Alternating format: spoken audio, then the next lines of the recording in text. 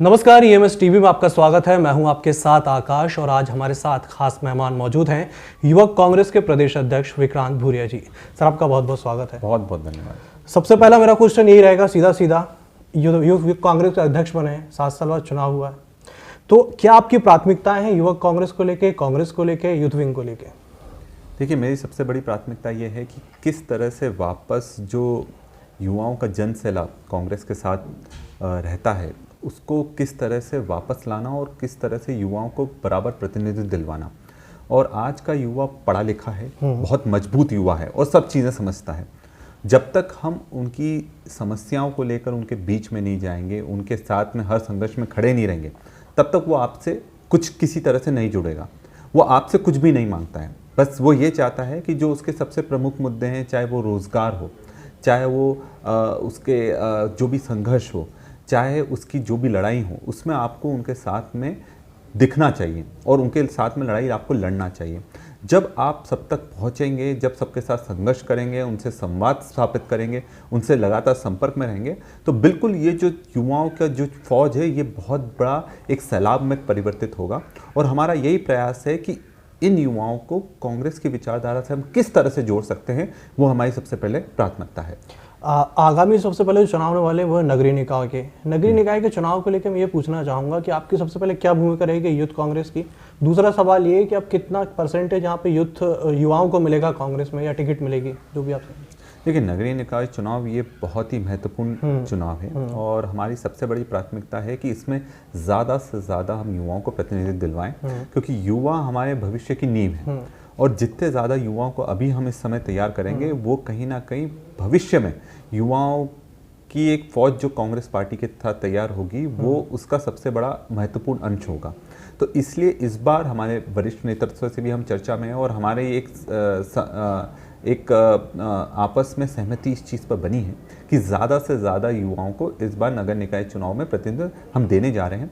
और जो युवाओं को हम प्रतिनिधित्व दिलवाएंगे वो पूरी हमारी जवाबदारी रहेगी, युवा साथियों की जवाबदारी की उनको जिताकर लाने की भी हम पूरी जवाबदारी लेते हैं। आपका क्या रोड मैप रहेगा नगरीय निकाय चुनाव को लेकर, क्या मुद्दे रहेंगे? देखिए, सबसे बड़ा तो आपके जब भी नगरीय निकाय चुनाव आते हैं उसमें सबसे बड़े जो लोकल इश्यूज रहते हैं, जो स्थानीय मुद्दे रहते हैं, वो सबसे बड़ा रोल करते हैं। उसमें राष्ट्रीय मुद्दे इतने ज़्यादा महत्वपूर्ण नहीं रहते हैं, सबका अपना अपना रोल रहता है और सबकी महत्वपूर्ण भूमिका रहती है। पर जो ज़मीनी स्तर के और जो स्थानीय मुद्दे रहते हैं वो सबसे महत्वपूर्ण है। अभी हमने सबसे पहले हर जिले में एक चीज़ का हमने ये प्रदेश कांग्रेस कमेटी से ही हमने इस चीज़ को सुनिश्चित करवाया था कि हर जिले में जो भी चयन समिति होगी उसमें जो हमारे अभी चुनाव के माध्यम से जो चुने हुए जिला अध्यक्ष हैं वो भी एक उसका हिस्सा है, ताकि हम जिले स्तर पर, विधानसभा स्तर पर ये सुनिश्चित कर पाएँ कि जो अच्छे हमारे युवाओं को वहाँ से हम उनको शॉर्टलिस्ट कर उनका नाम हम प्रदेश कांग्रेस कमेटी को दें और उनके लिए हम लड़ाई लड़ें, भोपाल में भी और दिल्ली में भी। तो वो चीज़ सबसे पहला जो हमारा टारगेट था, जो सबसे बड़ा हमारा लक्ष्य था, उस चीज़ को हमने पूरा कर लिया है। अब अच्छे नामों का हमने जो प्रभारी बनाए हैं, जो हमारे हर जिले का एक प्रभारी नियुक्त हुआ है जो प्रदेश कार्यकारिणी के थे, और एक महासचिव भी हर 5 जिले पर हमने नियुक्त करा है। उनकी भी बराबर जवाबदारी कि अच्छे चेहरों को निकाल कर लाएँ और उनके लिए हम अपनी आवाज़ प्रदेश कांग्रेस कमेटी और दिल्ली में अपनी आवाज़ रखेंगे। आपने बताया कि जिस तरीके से आपके यहाँ नई विंग के जो पदाधिकारी बने हुए हैं, इनमें सामंजस्य कैसा रहेगा? पुराने कार्यकर्ता, पुराने पदाधिकारी और नए लोग जो आ रहे हैं, इनमें कैसे सामंजस्य कैसे बिठाएंगे आप? देखिए, सामंजस्य में सबसे ज़रूरी चीज़ क्या है कि देखिए, अगर युवा व्यक्ति अपने आप को आगे लाना चाहता है, ये चीज़ पक्की है कि आज युवा के साथ खड़ा होता है। और जो हर युवा जो यहाँ पर चुनकर आया है, हमारे इस जो इलेक्शन प्रणाली से चुनकर आया है, उसकी कहीं ना कहीं अच्छी टीम ही थी, तभी उसको चयन हो पाया है। तो वो ये बात तो बिल्कुल सही है कि पुराने और नए के बीच में आपको तालमेल बनाना है। पर जो पुराने लोग हैं और जो नए लोग हैं, कहीं ना कहीं ये कांग्रेस पार्टी की सबसे बड़ी आवश्यकता है कि जिस व्यक्ति के पास सबसे बड़ा जन सैलाब हो, उस जन सैलाब वाले व्यक्ति को आगे मौका मिलना चाहिए। और इसमें हमारे वरिष्ठ लोग भी हमारी मदद करेंगे और जो हमारे युवा साथी हैं वो तो इस चीज़ के लिए पूरी तरह से तैयार हैं। और वरिष्ठ मार्गदर्शकों, चाहे जिलाध्यक्ष हों, चाहे पीसीसी के पदाधिकारी हों, चाहे हमारे वरिष्ठ नेतागण हों, सब लोग इस चीज़ के लिए तैयार हैं। और जब उनकी तरफ से हाँ होगी तो वरिष्ठ नेतृत्व और जो वरिष्ठ लोग हैं जो एरिया के, वो भी पूरी तरह से हमारे साथ में आकर खड़े होंगे। जिस तरीके से आपका चुनाव हुआ था, आप प्रदेश अध्यक्ष बने थे, तो भाजपा ये लगातार कह रही थी कि परिवारवाद है, वंशवाद है, क्योंकि आपके पिताजी भी कांतिलाल भूरिया जी विधायक रहे हैं, सांसद रहे हैं। तो इस चीज़ को लेकर आप क्या कहेंगे, परिवारवाद है कांग्रेस में? देखिए, बीजेपी पर आप परिवारवाद, बीजेपी में इतने सारे उदाहरण हैं जो एक परिवार से निकलकर दूसरा व्यक्ति आता है। मेरा यह कहना है परिवारवाद की भाषा या फिर उसकी ढाल बीजेपी क्यों लेती है? वो इसलिए लेती है क्योंकि वो जब किसी भी तरह से अपने एक परिवार से कोई अच्छा लड़का निकल कर आता है और उसमें अगर टैलेंट है तो उसको क्यों नहीं आगे बढ़ाना चाहिए। और यहाँ पर परिवारवाद की बात इसलिए नहीं आती है क्योंकि ये चुनाव हुआ है। बीजेपी में खुद भाजपा युवा मोर्चा में नॉमिनेट होकर आते हैं, वो वहां पर आपको ये नहीं दिखता कि वो पट्टावाद, वहां पर ये पट्टावाद सीधा सीधा है कि वहां चुनकर नहीं आता है, वो सीधे सीधे जो व्यक्ति जिसका बड़े नेता का व्यक्ति होगा उसको लाकर वो पूरा प्रदेश अध्यक्ष बनाकर भाजपा युवा मोर्चा का बिठा देते हैं। यहाँ तो हमारा बकायदा चुनाव हुआ है और इसमें कोई वरिष्ठ नेताओं ने या परिवार ने चुना नहीं है। पूरे मध्य प्रदेश के हर युवा को यह अधिकार था कि वो अपना व्यक्ति चुन सके थे। ऑनलाइन ऐप के माध्यम से, ऑनलाइन प्रोसीजर के माध्यम से, ऑनलाइन प्रक्रिया के माध्यम से उन्होंने चुना था। 1,11,000 युवाओं ने इस चुनाव में मतदान करा है और उसमें मुझे ये बताते खुशी होती है कि जिस तरह से हर हिस्से से, मध्य प्रदेश के हर हिस्से से जो मतदान हुआ था और उसके कारण से आज 21,000 वोटों से मैं जीता हूं। और पूरे मध्य प्रदेश में नहीं, पूरे देश की दूसरी सबसे बड़ी लीड है यूथ कांग्रेस की। तो कहीं ना कहीं जब युवा आपके साथ खड़ा होता है तो इसमें तो सीधी सीधी बात है कि युवा जिसको चाहेगा वो आगे बढ़ेगा, फिर वो किसी भी परिवार से आए या फिर किसी भी परिवार से नहीं आए वो मायने नहीं रखता। और यहाँ पर सीधा सीधा चुनाव जो चयन करने का अधिकार था युवाओं का था और युवाओं ने जो मेरे को चुनकर भेजा है उनके लिए पूरी ताकत से लड़ाई लड़ने के लिए मैं तैयार हूँ। जी, दूसरी बात यहाँ पे करें, किसान आंदोलन चल रहा है पिछले 3 महीनों से लगातार दिल्ली में किसान आंदोलन चल रहा है। कांग्रेस जो रही हमेशा आंदोलन वाली पार्टी रही है, आंदोलन में साथ दिए, आंदोलन में आप ही किसानों का साथ दे रहे हैं, लेकिन खुल के निकल के क्यों नहीं आ पा रही कांग्रेस? कांग्रेस बिल्कुल खुलकर निकल कर, आप देखिए भोपाल में कितना जबरदस्त आंदोलन हुआ था जब बीच में मतलब इतनी बर्बरता से पुलिस का उपयोग करा गया था इस सरकार द्वारा कि वो सीधी सीधी घबराई हुई सरकार। जब आदमी घबराता है तो किसी भी तरह हद तक जाने को तैयार होता है। जिस तरह से लाठीचार्ज हुआ था, जिस तरह से वाटर कैनन का उपयोग हुआ था, जिस तरह से 10 से 15 आंसू गैस के गोले से ज़्यादा गोलों का उपयोग हुआ था, कहीं ना कहीं ये सरकार बिल्कुल डरी हुई है। और डरी हुई इसलिए क्योंकि किसान आंदोलन के साथ कांग्रेस भी पूरी ताकत से संघर्ष कर रही है और हम किसानों के साथ खड़े हैं। अभी 9 तारीख को एक बहुत बड़ा संसद घेराव हम करने, 2000 युवा यहाँ से भोपाल से जाएं, मतलब मध्य प्रदेश से जाएंगे दिल्ली, और वो संसद घेराव में भी हिस्सा लेंगे और पूरी ताकत से जो किसानों की लड़ाई है हम रोड तक तो ले आए हैं, अब ये गांव-गांव और फलिए-फलिए तक ले जाने के लिए यूथ कांग्रेस और प्रदेश कांग्रेस बिल्कुल तैयार है। दूसरी ओर ये बात भी निकल के आती है कि यूथ कांग्रेस है, युवाओं को साधने में आपकी क्या कुछ स्ट्रेटेजी है? क्योंकि अब जो देखा जा रहा है संचार तंत्र किस तरीके से काम करेगा, सोशल मीडिया के थ्रू, डिजिटल मीडिया के थ्रू, किस तरीके से आप दिखाएंगे कि यूथ कांग्रेस ये काम कर रही है और युवाओं को अपनी ओर आकर्षित करेंगे? देखिए, सोशल मीडिया एक बहुत बड़ा हथियार है ना। सोशल मीडिया में आप अच्छा काम करते हैं, वो सबको प्रचारित करते हैं, उस चीज़ का प्रसार होता है, उससे लोग जुड़ते हैं। पर मैं यूथ कांग्रेस को सिर्फ सोशल मीडिया तक सीमित नहीं रखना चाहता हूँ। यूथ कांग्रेस को ज़मीनी संगठन बनाने के लिए, जनता का संगठन बनाने के लिए हमारा संघर्ष जारी है। और इसमें सबसे पहले हम संगठन को दुरुस्त कर रहे हैं। जो जो पद इसमें छूट गए, जिसमें से चुने हुए लोग नहीं आ पाए हैं, उनको भरने के बाद हर जगह हम ज़मीनी अभियान शुरू करने वाले हैं जिसमें जनता की भी भागीदारी होगी। सिर्फ हमारा कोई भी आंदोलन इसलिए नहीं होगा कि हमको किसी चीज़ का विरोध करना है या बीजेपी का विरोध करना है। वो आंदोलन जो भी हमारा यूथ कांग्रेस का आंदोलन होगा, सीधे सीधे उसका जनता से और युवाओं से और महिलाओं से सरोकार होगा। वही आंदोलन यूथ कांग्रेस हाथ में लेगी। और कोई भी आंदोलन आप देखेंगे कि कोई भी आंदोलन सिर्फ हमारे कार्यकर्ता तक सीमित नहीं रह जाएगा। हर आंदोलन का जो गहराई रहेगी वो जनता के बीच तक रहेगी, ये हम सुनिश्चित करेंगे। और जैसे मैंने पहले बोला है, 3 चीज़ों पर हमारा विशेषकर ध्यान है कि एक तो संघर्ष करना, एक संवाद स्थापित करना और निरंतर संपर्क में रहना। इसी चीज़ पर यूथ कांग्रेस काम करेगी कि लगातार जो जनता के मुद्दे हैं उसके लिए संघर्ष करेंगे, लगातार हम संपर्क में रहेंगे सारे हमारे जितने भी जनता है और यूथ कांग्रेस के कार्यकर्ता उनसे। और तीसरा है, उनसे लगातार संवाद स्थापित करेंगे। ऐसा नहीं है कि हम एक तरफ की बात, बस अपनी बात कहते जाएं और सामने वाले की मन की बात हम नहीं सुने। तो वो चीज़ों पर, इन तीनों चीज़ों पर, ये जो हमारे संघर्ष के सबसे बड़े 3 स्तंभ हैं, इन पर काम कर निश्चित तौर पर युवा भी हमारे साथ जुड़ेगा और मध्य प्रदेश की पूरी जनता भी हमारे साथ खड़ी रहेगी। आपने संवाद की बात की, सूचना तंत्र की बात की, तो इसी से जुड़ा एक मेरा सवाल है कि कांग्रेस अपने सूचना तंत्र में हमेशा पीछे क्यों रह जाती है? ऐसी कई यूपीए सरकार की योजनाएं जो आज भी चल रही हैं। मनरेगा का उदाहरण लें, कोरोना काल में बहुत ज़्यादा मनरेगा का नाम आया, मजदूरों को लाभ मिला है, तो कांग्रेस अपनी योजनाएं भुना नहीं क्यों पाती? अभी से पुराने से लेकर अभी तक के सारे क्वेश्चन मैं पूछ रहा हूँ, ये पहले भी ऐसा होता था, अभी भी ऐसा होता है। देखिए, आपका सवाल बिल्कुल सही है ना। कांग्रेस हमेशा वो पार्टी रही है जो करने में ज़्यादा विश्वास रखती थी, प्रचार करने में कम विश्वास रखती थी। उसका बिल्कुल नुकसान हुआ, कांग्रेस को चुनावों में नुकसान हुआ।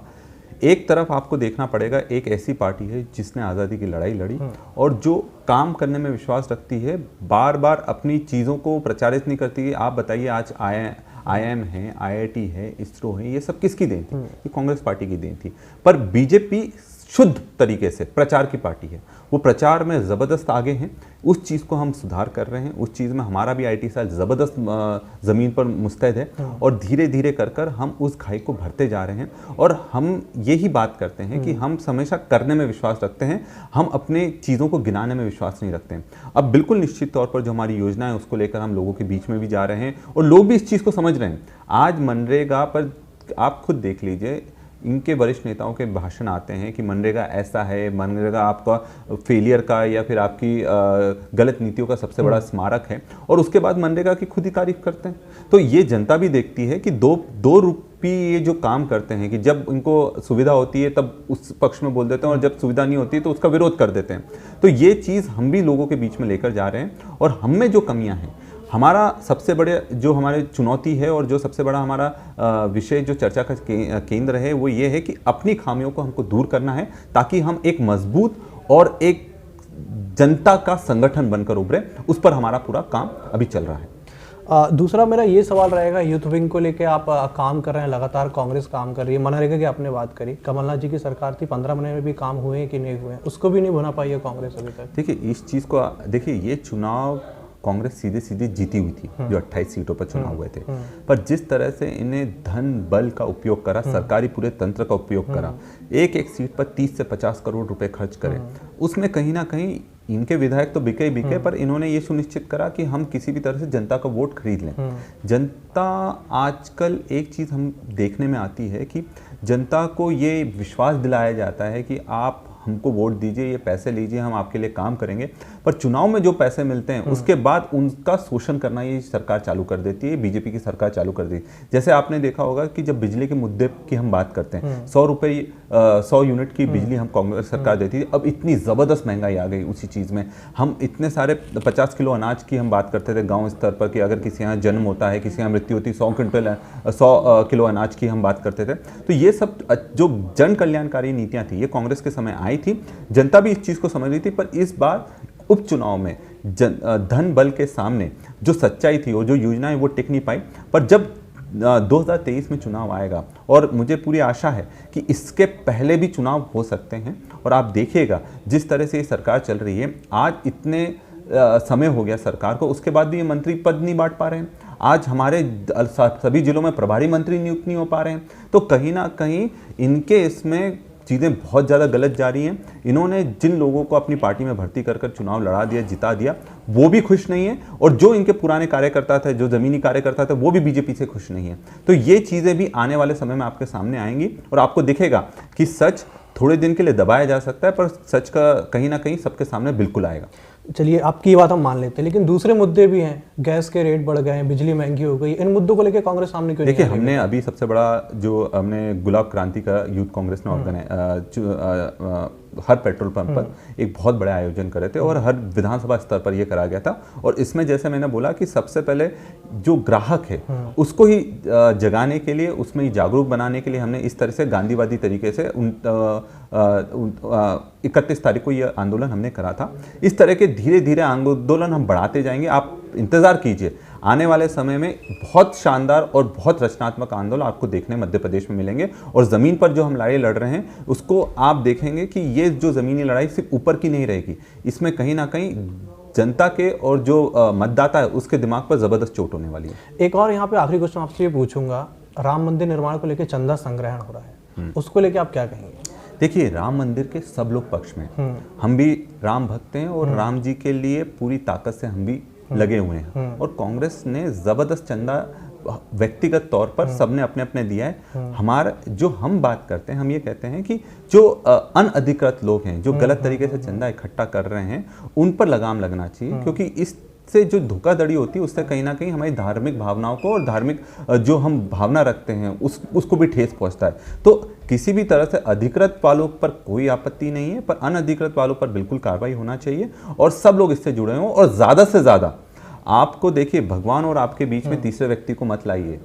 आप डायरेक्ट करिए, और डायरेक्ट ऑनलाइन, आप आज बोलते हैं डिजिटल का ज़माना है, तो डिजिटल का ज़माना है तो आपको डिजिटल यूज़ करना चाहिए। ऑनलाइन आपको जो भी किसी को जिसका भी मन में हो, चाहे 1 रुपया हो या 100 रुपया हो या 1 लाख हो, 2 लाख हो, 3 लाख, पैसा मायने नहीं रखता है, आपकी भावना मायने रखती है। तो आप ऑनलाइन दीजिए, ताकि बीच में किसी भी व्यक्ति को उसका फ़ायदा उठाने का आप मौका मत दीजिए। आप डायरेक्ट ऑनलाइन करिए, और ऑनलाइन करने के बाद आप डायरेक्टली वो डोनेट करेंगे तो उससे सीधे सीधे वो राम मंदिर में जाएगा। तो आप ये कहना चाहते हैं आपके पिताजी ने टिप्पणी करी थी कल राम मंदिर निर्माण को लेकर, वो सही थी कि आरएसएस के बीच के सब दलाल हैं, ये सब पैसा खा रहे हैं? देखिए, उनका कहीं भी ये मतलब नहीं था किसी भी वर्ग विशेष को ठेस पहुंचाने के लिए, उनका बिल्कुल नहीं था। उन्होंने खुद ने 21,000 का चंदा दिया था, वो सबके सामने आया, और ये अभी का नहीं, ये पहले दे चुके थे। तो हम लोग वो हैं जो हम अपने धार्मिक जो हमारा भावना है उसका प्रचार प्रसार नहीं करते, या फिर उसको किसी भी तरह से इनकैश करने की कोशिश नहीं करते। हम जो भी करते हैं, कांग्रेस के कार्यकर्ता जो भी करते हैं, कांग्रेस के नेता जो भी करते हैं, वो किसमें दिखावा बिल्कुल पसंद नहीं करते। हमने भी करा है चंदा, और हम आगे भी करते रहेंगे। जहाँ जहाँ राम का बात आएगी, सबसे पहले हम लोग ही खड़े होंगे। हम जिस तरह की बात करते हैं कि सबसे पहले जब राम जी थे तो सबसे पहले हम आदिवासी थे उनके साथ जो खड़े रहे उनकी लड़ाई में, जब वो वनवास काट रहे थे। और आज अगर वो किसी भी आदिवासी को किसी भी तरीके से उसका नाम खराब करने की कोशिश करते हैं और सिर्फ धार्मिक भावनाओं के आधार पर भड़काने की कोशिश करते हैं, तो ये सामने वाले बिल्कुल गलत कर रहे हैं। वो राम जी के उनसे ज़्यादा हम लोग करीब हैं, और हम राम जी के लिए हमेशा हमारे दिल में राम बसते हैं, और इसके लिए हमको किसी को बताने की ज़रूरत नहीं है। एक बार गलती करी थी कि हनुमान जी से पूछ लिया था कि आपके राम जी कहाँ बसते हैं, तो उन्होंने दिल फाड़ कर बैठाया था। हम उनकी जैसा तो नहीं कर सकते, पर हमारे दिल में राम बसते हैं, ये हमारी खुद की व्यक्तिगत श्रद्धा है, और इसको हमें को किसी के लिए दिखावा की ज़रूरत नहीं है हमको। तो आप ये कह रहे हैं सीधे तौर पर कि राम मंदिर निर्माण को लेकर बीजेपी अपना वोट बैंक बढ़ा रही है, साध रही है? देखिए, कौन वोट बैंक बढ़ा रहा है, कौन वोट बैंक नहीं कर रहा है, ये बात कहाँ से शुरू हुई थी? बात शुरू हुई थी कि जो अनधिकृत तरीके से चंदे की बात हो रही थी, है ना। और अनधिकृत तरीके से कोई चंदा कर रहा है तो वो गलत है, और इसका बिल्कुल एक आपको अगर चंदा करना है तो आप ऑनलाइन कीजिए, और ऑनलाइन के माध्यम से आप डायरेक्टली मंदिर ट्रस्ट में दीजिए। इससे ज़्यादा लोगों की भावना सीधे सीधे मंदिर से जुड़ेगी, राम जी से जुड़ेगी। इस चीज़ पर हम बात कर रहे हैं। कौन वोट बैंक बढ़ा रहा है, कौन वोट बैंक नहीं बढ़ा रहा, उससे हमारा सरोकार नहीं है। चलिए, बहुत अच्छा लगा आपसे बात करके। आखिरी क्वेश्चन मेरा सब ये रहेगा, आप एक वरिष्ठ सर्जन भी हैं कांग्रेस नेता के अलावा, कल आपने कोरोना का टीका लगवाया, उसको लेकर क्या संदेश देंगे हमारे युवाओं को? मैं यही दूंगा संदेश कि अपने जितने भी साथी लोग हैं, जब उनकी बारी आए तो बिल्कुल इस टीके को बेझिझक लगाएं, और क्योंकि कोरोना के खिलाफ ये एक सशक्त लड़ाई में सबसे सशक्त हथियार है। तो इसमें बिल्कुल किसी भी तरह से, कल मैंने लगवाया है और आज बिल्कुल मैं ठीक हूँ, तो आपको किसी भी तरह से किसी भी भ्रांति में नहीं आना, बिल्कुल लगवाइए और परिवार को सुरक्षित कीजिए। हमसे बात करने के लिए बहुत बहुत धन्यवाद। हमारे साथ मौजूद थे विक्रांत भूरिया जी, जिन्होंने बेबाक तरीके से अपनी बातें रखी, यूथ बैंक के आने वाली कार्यकारिणी के बारे में बताया, रोड मैप के बारे में बताया, और कोरोना टीका के बारे में बताया। फिलहाल खास बातचीत में इतना ही। नमस्कार।